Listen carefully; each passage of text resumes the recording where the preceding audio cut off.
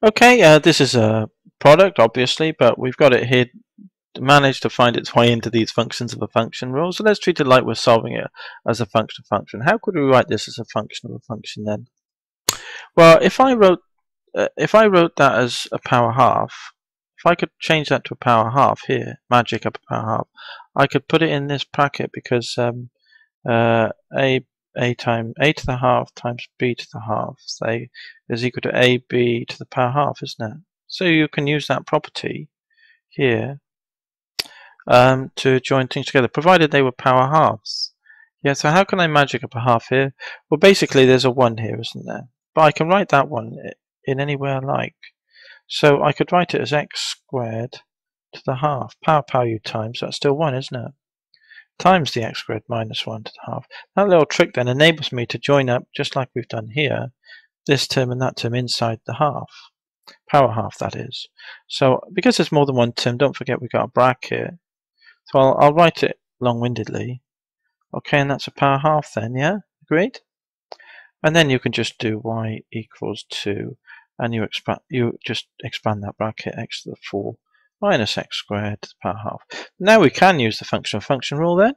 So why not? Let's do it then. So dy dx is power 2 times something to the half. So the half comes down to be with the 2 to make 1.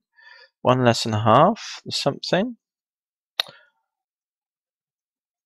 So minus a half multiplied by the something differentiated, which is 4x cubed minus 2x. More than one term, put a bracket. There we are then. So let's just tidy it up slightly. Y dx is equal to, we'll have 4x cubed minus 2x on top. Underneath we can drop this x to the 4 minus x squared to the minus a half and write it as power half, can't we? Okay then, that's that lot done. It was a bit contrived, I know. But it just illustrates that even if you have something that looks like a product, you can actually just juggle things around, use simple properties of indices. So what we did was we wrote the x as x squared to the power half, power u times.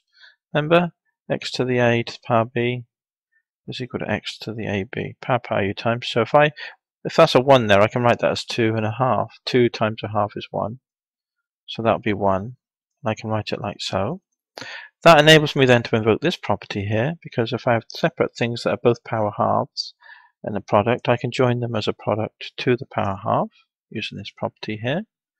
So they're joined and there's a multiplying them together there.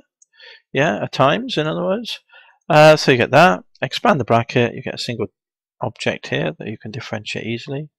So then here we've tidied up. Yeah, and now we do our diff. Okay, there's the differentiation here. So it's 2 times something to the half.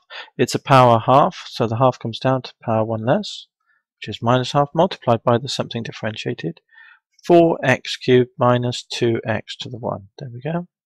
You can drop that, that's a times here, so you can drop that down underneath the fraction, so to speak, and you flip the index, don't you? And that was the rule. X to the minus a equals 1 over x to the a. An object can be flipped underneath from times on top, as long as you flip the sign of the index. Right then, that's 41 done then. Bit of a rigmarole. Let's go on to the next question then. Great.